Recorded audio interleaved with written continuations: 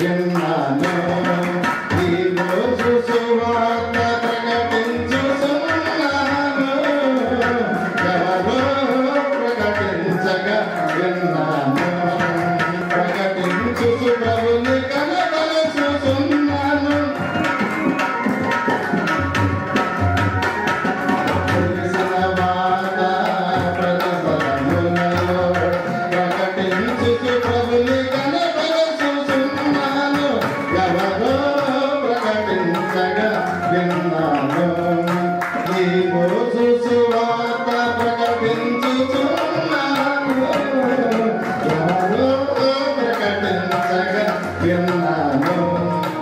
పరిశుద్ధుడ ఆశ్చర్యకరుడ పరమ తండ్రి, మీ ఘననామానికి వందనాలు చెల్లించుకుని ప్రార్థన చేస్తున్నాను. ప్రతిఫలం దయచేయండి ఆయన.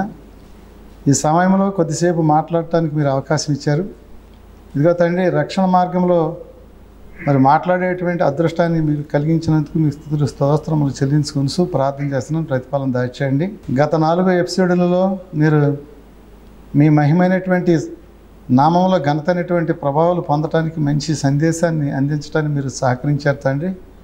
మరి ఈరోజు కూడా మరి మాట్లాడేటువంటి అవకాశాన్ని దయచేసి మీ మహిమ ఘనత ప్రభావాలతో ఘనపరిచి ఈ కార్యక్రమం ముందుకు సాగించడానికి సహకరించి సహాయం చేయండి. అలాగే మీ రక్షణ మార్గం యాజమాన్యాన్ని కూడా ఒకసారి గుర్తు చేసుకుని మీ మహిమతో మీ ప్రభావాలతో ఘనపరిచి క్రీస్తు యొక్క మార్గం ఎంతో సురక్షితమైనటువంటిదని ప్రతి స్థలంలోనూ ప్రకటించబడటానికి మీరు సహకరించమని చెప్పి మీ శ్రేష్టత, మీ ప్రసన్నత, మీ కనుదృష్టి, మీ ప్రభావాలని కూడా మీ బిడ్డలపై ఉంచండి. అదే ప్రకారంగా మరి మాట్లాడే నాపై కూడా కొంత కనికరం ఉంచి ఏమీ రానటువంటి నాతో కూడా మాట్లాడించి మీ మహిమ ఘనత ప్రభావాలతో ఘనపరచమని చెప్పి మీ శ్రేష్టమైనటువంటి ప్రభు యేసు పరిశుద్ధనామములో అడిగి వేడుకుంటున్నాను పరమ తండ్రి.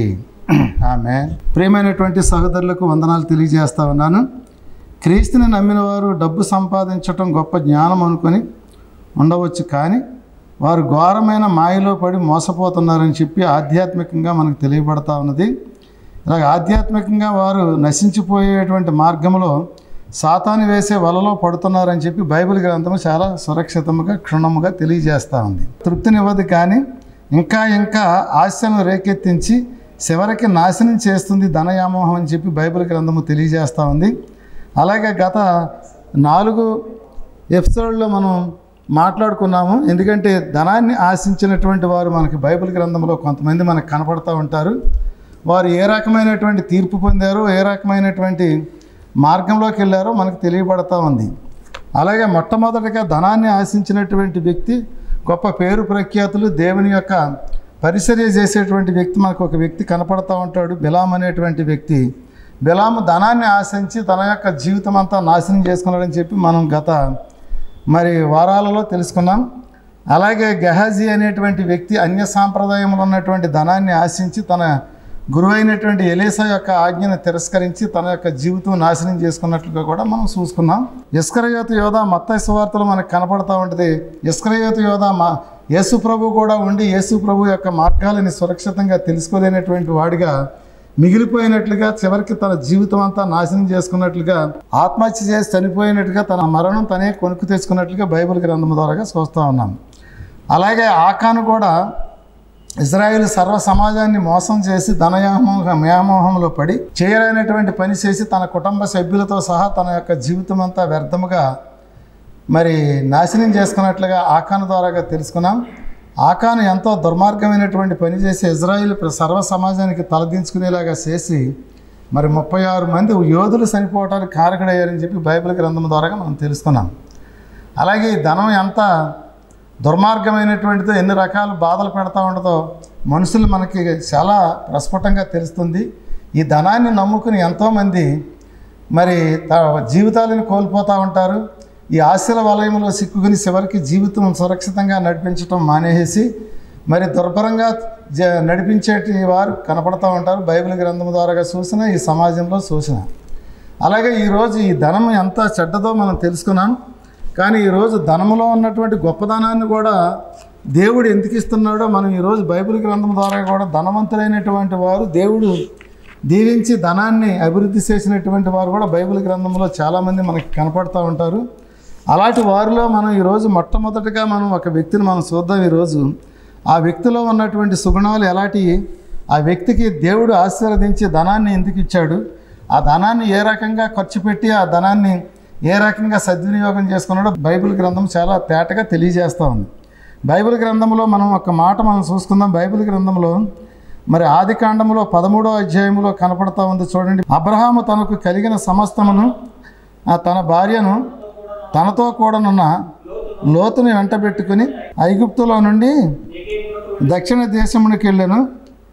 అబ్రహాము వెండి బంగారములు పశువులు కలిగి బహు ధనవంతుడై ఉండనని చెప్పి బైబిల్ గ్రంథంలో మనకి చాలా శ్రేష్టంగా కనపడతా ఉంది. బహు అనేటువంటి పదం మనకు తెలుసు అందరికీ కూడా, ఎందుకంటే ఇది బహువచనం అనేటువంటిది చాలా ఎక్కువ సంఖ్యను చూపించేటువంటిది. ఈ బహు ధనవంతుడు అని చెప్పి బహు అనేటువంటి పదం మనం ఇక్కడ చూసుకున్నట్లయితే చాలా అత్యధికమైనటువంటి ధనం కలిగినటువంటి వాడిగా ఇక్కడ కనపడతా ఉంది. బహు ధనవంతుడు అని చెప్పి 13వ అధ్యాయంలో 1-2 వచనాలు మనకు తెలియజేస్తూ ఉన్నాయి. అలాగే ఈ బహు ధనవంతుడు అనేటువంటి వాడు ఒకప్పుడు ఎలాంటి వాడు మనకి బైబిల్ గ్రంథంలో తెలియజేస్తుంది. 12వ అధ్యాయంలో కూడా మనకు కనపడుతూ ఉంది. యెహోవా నీవు లేచి నీ దేశమును నీ బంధువుల యొద్ద నుండి నీ తండ్రి ఇంట నుండి బయలుదేరి నేను నీకు చూపించు దేశమునకు వెళ్ళము. నిన్ను గొప్ప జనముగా చేసి నిన్ను ఆశీర్వదించి నీ నామమును గొప్ప చేయుదును. నీవు ఆశీర్వాదముగా నుందువు. నిన్ను ఆశీర్వదించే వారిని ఆశీర్వదించేదను, నిన్ను దూషించే వారిని శపించెదను. భూమి యొక్క సమస్త వంశములు నీయందు ఆశీర్వదింపబడునని అబ్రహాముతో అనగా యెహోవా అతనితో చెప్పిన ప్రకారము అబ్రహాము వెళ్ళెను. లోతు అతనితో కూడా వెళ్ళెను. అబ్రహాము హారాను నుండి బయలుదేరినప్పుడు 70 ఏండ్ల ఈడు గలవాడును.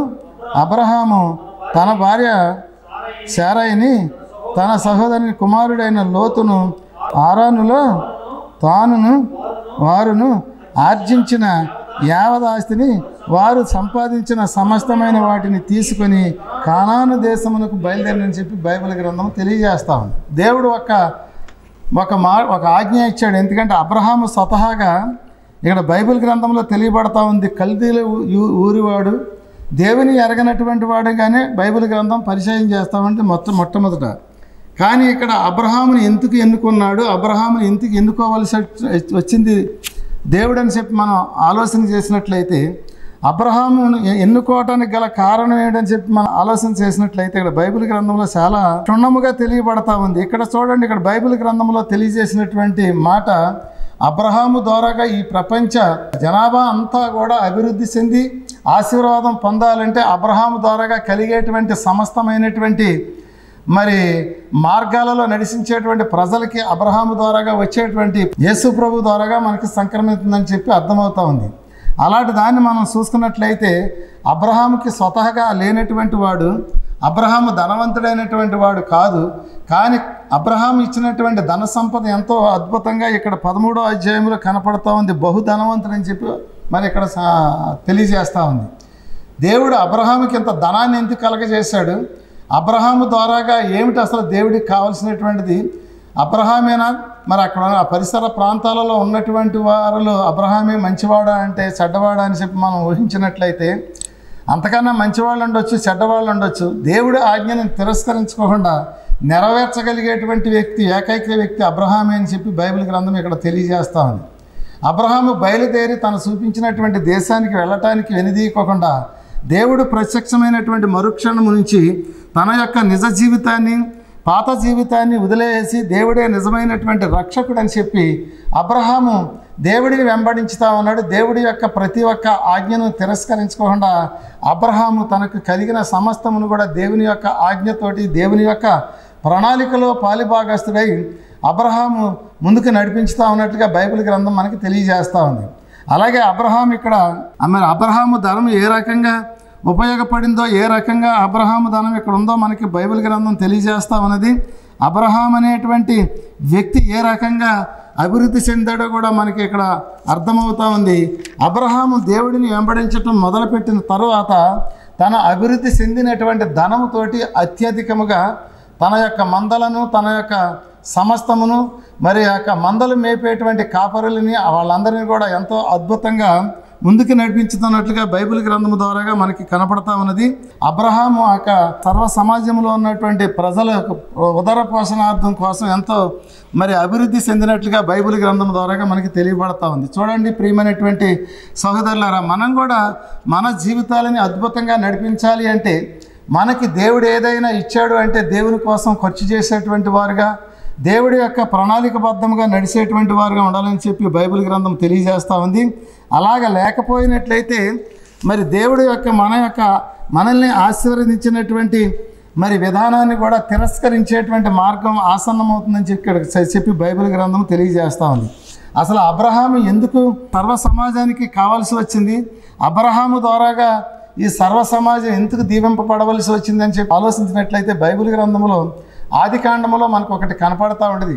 ఆదికాండములో మొట్టమొదట ఆదికాండములో 6వ అధ్యాయం 6వ వచనం ఈ రకంగా రాయబడి ఉంది. తాను భూమి మీద నరులను చేసినందుకు యెహోవా సంతాపము నుండి తన హృదయంలో నొచ్చుకొనెను. అప్పుడు యెహోవా నేను సృజించిన నరులతో కూడా జంతువులను, పురుగులను, ఆకాశ పక్షులను భూమి మీద నుండకుండా తుడిసివేదను. ఏలయనగా నేను వారిని సృష్టించినందుకు సంతాపము నందుతున్నాను. ఈ వచనం ప్రకారంగా చూసినట్లయితే నరులు ఎంత దుర్మార్గమైనటువంటి వాళ్ళో మనకి కనపడతా ఉన్నది. కానీ ఇక్కడ ఈ వచనం బట్టి చూసినట్లయితే ఈ యొక్క 6-7 అధ్యాయాలలో కనపడతా ఉంది. చివరికి వాళ్ళ నరులు చేసినటువంటి పాపానికి ప్రతిఫలంగా మరి వారిని జలదిగ్బంధం చేసి ఆ జల ప్రళయంలో ఈ ప్రచండ జలాల మధ్య చివరికి మానవ జాతి అంతా కూడా అంతరించిపోయినట్లుగా బైబిల్ గ్రంథం తెలియజేస్తుంది. ఏది ఏమైనప్పుడు కూడా పాపులని శిక్షించేటువంటి అధికారం దేవుడికి ఉంది. దాన్ని సద్వినియోగం చేసుకున్నాడు. కానీ ఇక్కడ బైబిల్ గ్రంథంలో చూసినట్లయితే బైబిల్ గ్రంథంలో ఇక్కడ మనకు కనపడుతుంది. 9వ అధ్యాయంలోకి వచ్చినట్లు చూసినట్లయితే ఇక్కడ మనకు వచనం 9వ అధ్యాయం 7వ వచనం కనపడతా ఉంది. చూడండి ఒకసారి. మీరు ఫలించి అభివృద్ధి నందుడి, మీరు భూమి మీద సమృద్ధిగా సంతానము కని విస్తరించుడని వారితో చెప్పాను. విస్తరించినటువంటి జనాభా, విస్తరించినటువంటి జనము, విస్తరించినటువంటి వారు పాప పంకిలమైనటువంటి జీవితంలో పడ్డారు. ఆ పాప పంకిలమైనటువంటి జీవితం ద్వారాగా వాళ్ళు ఏం కోల్పోయారంటే చివరికి మరి వారి యొక్క జీవితాలను కోల్పోయారు. చివరికి మానవ సమాజం అంతా జల ప్రళయంలో జలదిగ్బంధంలోకి వెళ్ళిపోయి చివరికి ప్రాణాలు పోయినట్లుగా కనబడతా ఉంది. అదే దేవుడు మరి నోహావు ద్వారాగా అభివృద్ధి చేసినటువంటి కుటుంబానికి ఇక్కడ ఇస్తా ఉన్నాడు. మీరు ఫలించి అభివృద్ధి నుండి మీరు భూమి మీద సమృద్ధిగా సంతానము కని విస్తరించండి అని వారితో చెప్పాను. చూడండి, ఇక్కడ ఒక మాట మనకి కనపడతా ఉంటుంది. దేవుడు చేసినటువంటి సమస్తమైనటువంటిది ఎంతో అద్భుతమైనటువంటిది. కానీ దేవుడు ఇక్కడ ఒకప్పుడు పాపిగా ఉన్నటువంటి పాపులను శిక్షించాడు, వారిని మరి నశింపజేశాడు. కానీ ఇక్కడ అంటా ఉన్నాడు, మీరు ఫలించి అభివృద్ధి నందుడి, మీరు భూమి మీద సమస్తముగా సమృద్ధిగా సంతానము కని విస్తరించుడని చెప్పి ఇక్కడ ఆశీర్వదించుతున్నట్లుగా బైబిల్ గ్రంథము తెలియజేస్తూ ఉంది. ఇలాగ ఆశీర్వదించినటువంటి దేవుడు ఆశీర్వదించినటువంటి జనులు ఎలాగుంటారో మనకు తెలుసు. ఎందుకంటే దేవుడు ఆశీర్వదించినటువంటి జనులు ఎంతో అభివృద్ధి చెందుతారు. ఎందుకంటే దేవుడు ఒక్కసారి మనల్ని దీవించాడంటే మన జీవితం అంతా అద్భుతంగా మారిపోతుంది. ఒక్కసారి దేవుడు మనల్ని కనికరించాడంటే, ఒక్కసారి దేవుడు మన వైపుకు చూశాడంటే మన జీవితం ఎంతో అద్భుతంగా ముందుకు సాగుతామండి. అలాంటి మరి ఇప్పుడు ఈ సమయంలో మనం చూసినట్లయితే ఆ రోజులలో మీరు భూమి మీద సమృద్ధిగా సంతానము కని విస్తరించుడని వారితో చెప్పినప్పుడు మరి ఆ సంతానం శాఖోపశాఖలుగా విస్తరించి ఎంతో అభివృద్ధి చెందినట్లుగా బైబిల్ గ్రంథం మనకి తెలియజేస్తూ ఉంది. అలాగే ఇంకా కొద్దిగా పైకి వెళ్ళి చూసుకున్నట్లయితే మనకి కనపడతా ఉంది. 8వ అధ్యాయము 21వ వచనంలో కనపడతా ఉంది. చూడండి. అప్పుడు యెహోవా ఇంపైన సువాసన నాగ్రాణించి ఇక మీదట నరులను బట్టి భూమిని మరల శపించను. ఎందుకనగా నరుల హృదయాలోచన వారి బాల్యము నుండి చెడ్డది. నేనిప్పుడు చేసిన ప్రకారముగా ఇకను సమస్త జీవులను సంహరింపను. భూమి నిలిచి ఉన్నంత కాలము వ్యధకాలము, కోతకాలము, శీతోష్ణములను, వేసవి శీతాకాలములను, రాత్రి పగళ్లను ఉండక మానవని తన హృదయములో అనుకొను. ఇక్కడ నరుల హృదయం ఎంతో చెడ్డది. నరులు చేసేటువంటి దుర్మార్గమైనటువంటి పనులు ఎంతో చెడ్డగా ఉంటాయి. ఏది ఏమైనప్పుడు కూడా నరులను బట్టి మరి ప్రకృతిని కూడా నేను నాశనం చేశాను. ప్రకృతిలో ప్రతి ఒక్క మరి పాపములైనటువంటి జీవులతోటి ఫల వృక్షాలతోటి అన్నీ కూడా నాశనం అయిపోయినాయి. కానీ ఇక మీదట నరులను బట్టి ఈ భూమిని శపించను అని చెప్పి ఒక తీర్మానం చేసుకుంటాడు.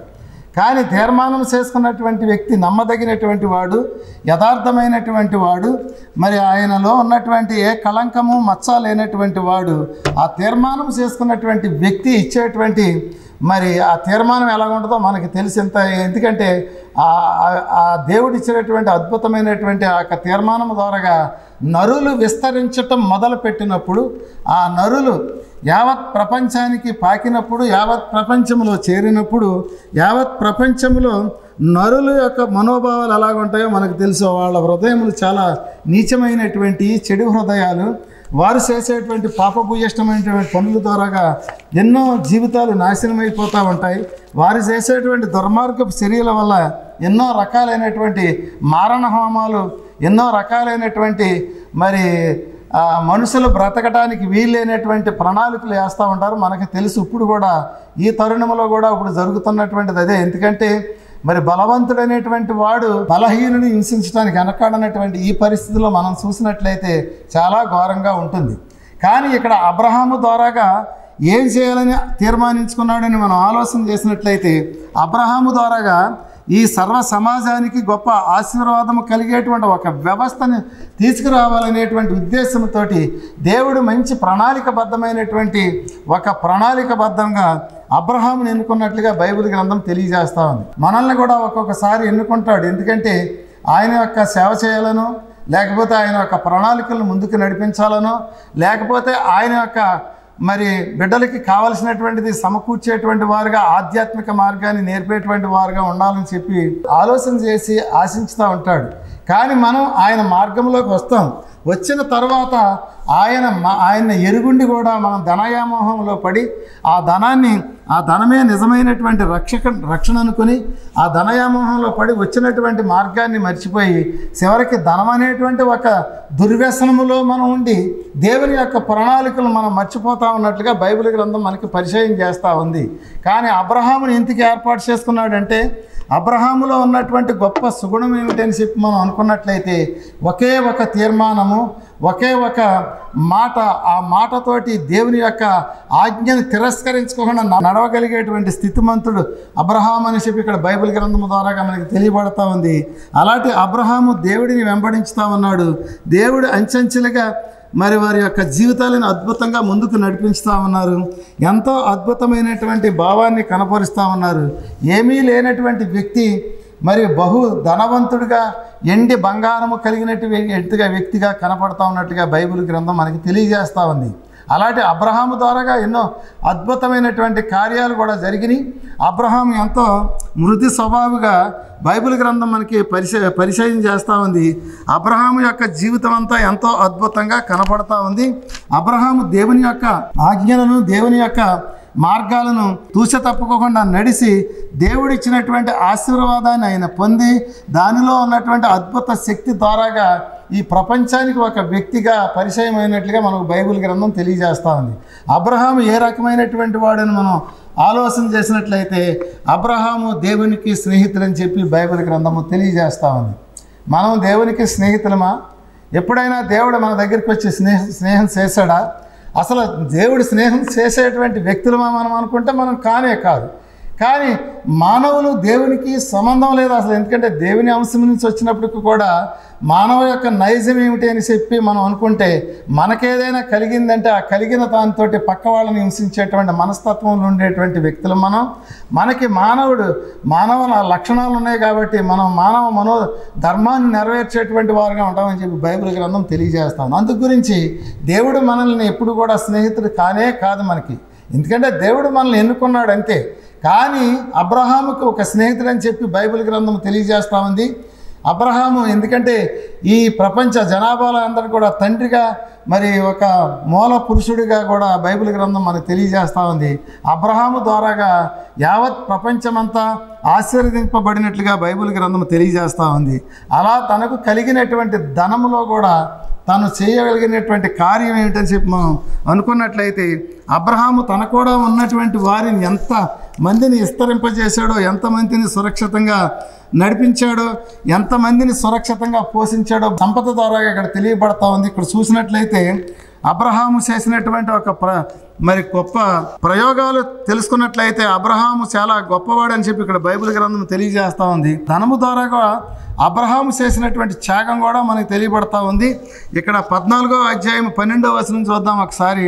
అబ్రహాము సహోదరుని కుమారుడైన లోతు సొదొమలో కాపురముండెను గనుక అతని ఆస్తిని పట్టుకొని పోగా తప్పించుకొనిన ఒకడు వచ్చి ఎబ్రీయుడైన అబ్రాహామునకు ఆ సంగతి తెలిపెను. అప్పుడు అతడు ఎస్కేలు సహోదరుడను ఆనేలు సహోదరుడైన మమ్రే అమోరీని ఏలోని వనములో కాపురముండెను. ఈయన అబ్రాహాముతో నిబంధన చేసుకుని వారు.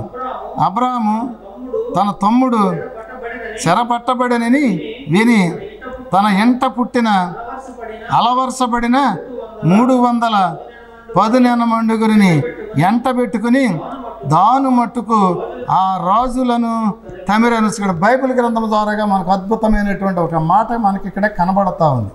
చూడండి, అబ్రహాము ఇక్కడ చేసినటువంటి ఒక ప్రయోగం మనకి కనపడతా ఉన్నది. అబ్రహాము తన ఇంట పుట్టినటువంటి వారిని 318 మంది అని చెప్పి బైబిల్ గ్రంథము తెలియజేస్తూ ఉంది. ఎందుకంటే తన ఇంట అనేటువంటిది పదం అనేటువంటి ఎంత అద్భుతమైనటువంటి పదం అది.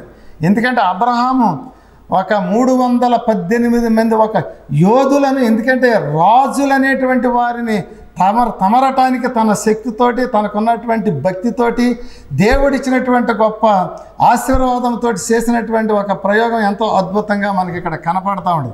రాజులను తవిరేటువంటి శక్తి అబ్రహాముకి దేవుడిచ్చాడు. 318 మంది తన ఎంట పుట్టినటువంటి వారు అంటే ఒక ఊరిలో ఉన్నటువంటి జనమంత విస్తరణ కలిగిన కుటుంబంలాగా అబ్రహాముది కనపడతా ఉంది. కానీ ఆ అబ్రహాము ఆ కుటుంబం అనేటువంటి కుటుంబం చాలా అద్భుతమైనటువంటిది. తనకు పుట్టినటువంటి బిడ్డలు కాదు అబ్రహాముకి, ఎందుకంటే తను పోషించి పెంచేటువంటి సేవకులు కూడా తన కుటుంబ సభ్యులుగా చూసుకున్నటువంటి నీతివంతుడిగా ఇక్కడ అబ్రహాము మనకి పరిచయంగా కనపడతా ఉన్నాడు.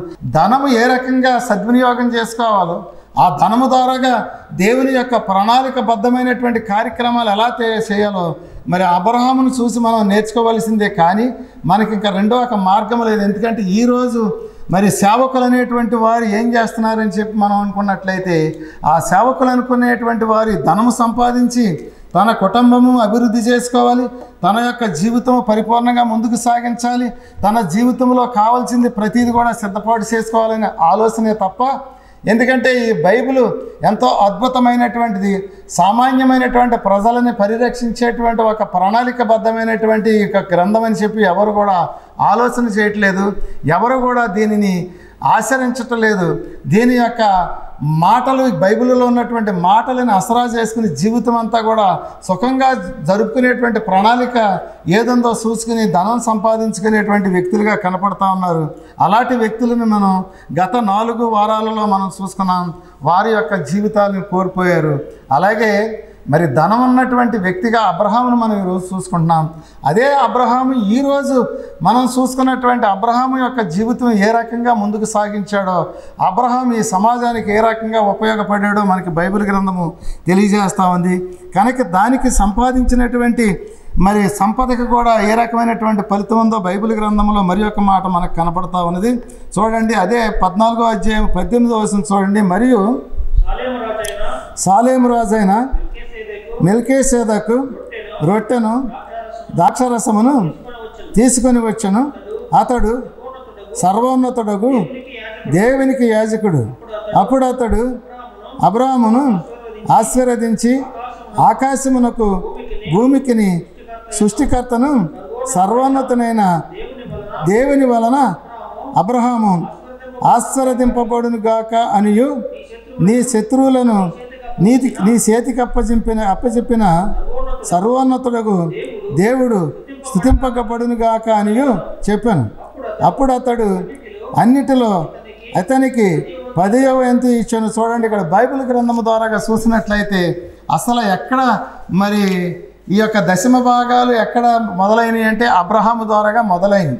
అబ్రహాము దశమ భాగం ఇచ్చాడు అంటే అబ్రహాము దశమ భాగం ఎంత ఇవ్వగలిగాడు, తీసుకున్నటువంటి వాడు ఎందుకు తీసుకోగలిగాడు? ఎందుకంటే సొలొమోను రాజు అనేటువంటి వ్యక్తి బైబిల్ గ్రంథంలో మనకు ఎక్కువగా పరిచయస్తుడు కాదు, కానీ మరి సొలొమోను రాజు అంటే ఎవరో తెలియదు కానీ మనకి, కానీ తీసుకున్నటువంటి వ్యక్తి ఏ విధమైనటువంటి దుర్వ్యసనాలకు లోనయ్యి ఏదైనా మరి బైబిల్ గ్రంథానికి అనుగుణంగా లేకుండా నడిచాడు అని చెప్పి అంటే మనకి ఎక్కడ దాఖలాలు మనకు కనపడతలేదు. అలాగే ఇచ్చినటువంటి దాన్ని సద్వినియోగం చేసేటువంటి ఒక వ్యక్తిగా మనకి ఇక్కడ కనపడతా ఉన్నాడు. అలాగే అబ్రహాము కూడా ఎందుకు అక్కడ ఇచ్చాడు అంటే అది ప్రణాళికబద్ధమైనటువంటి ఒక కానుక ఇచ్చినట్టుగా బైబిల్ గ్రంథం మనకి తెలియజేస్తా ఉంది. మనం ఏదైనా చేసినట్లయితే దేవునికి ప్రణాళికబద్ధంగా చేయాలి. అలాగే బైబిల్ గ్రంథంలో ఇంకొక మాట చదువుకుని ఈ కార్యక్రమం మనం ముగించుకుందాం. 21వ వచనం చూస్తుందాం. సొదొమ రాజు మనుషులను నాకిస్తే ఆస్తిని నీవే తీసుకొనమని అబ్రహాముతో చెప్పగా అబ్రహాము నేను అబ్రహామును ధనవంతునిగా చేసితినని నీవు చెప్పకుండానట్లు ఒక నూలు పోగైనను చెప్పులు వారైనను నీ వాటిలో దేనినైనను నేను తీసుకొననని ఆకాశమునకు భూమికిని సృష్టికర్తయును సర్వోన్నతును దేవుడినైనా యెహోవా ఎదుట నా చెయ్యి ఎత్తి ప్రమాణము చేయిస్తున్నాను. చూడండి, బైబిల్ గ్రంథం ద్వారాగా ఇక్కడ సొదొమ రాజు తెలియజేసినటువంటి మాట. ఎందుకంటే ఈ వదిలించినటువంటి మనుషులందరినీ కూడా ఎందుకంటే మమ్మల్ని వ్యతిరేకించి తోసుకున్నటువంటి రాజులందరినీ కూడా నీవు తవిరి ఎందుకంటే రక్షించావు కాబట్టి ఈ మనుషులందరినీ మాకు ఇచ్చేసి ధనం తోసుకున్న ధనం అంతా కూడా నీవు తీసుకోమన్నప్పుడు ఒక్క నూలు పోలుకు అయినా సరే నేను మీ అన్య సాంప్రదాయంలో ఉన్నటువంటి ధనాన్ని నేను ఆస్వాదించను.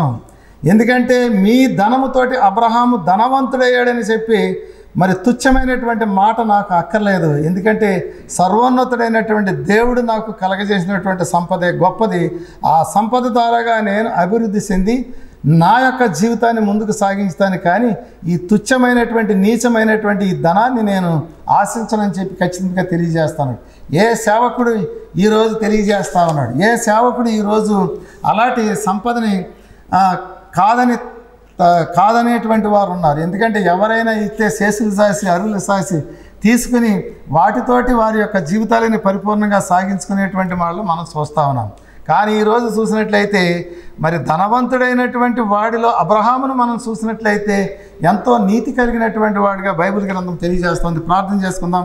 పరిశుద్ధుడా, ఆశ్చర్యకరుడా, పరమ తండ్రి, ఇప్పటి వరకు కొద్దిసేపు మాట్లాడటానికి అవకాశం ఇచ్చారు. దీంట్లో తప్పులు గట్ట ఏమైనా ఉంటే క్షమించండి.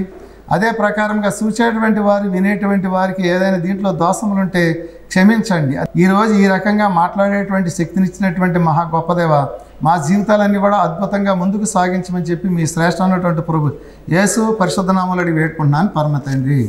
ఆమేన్.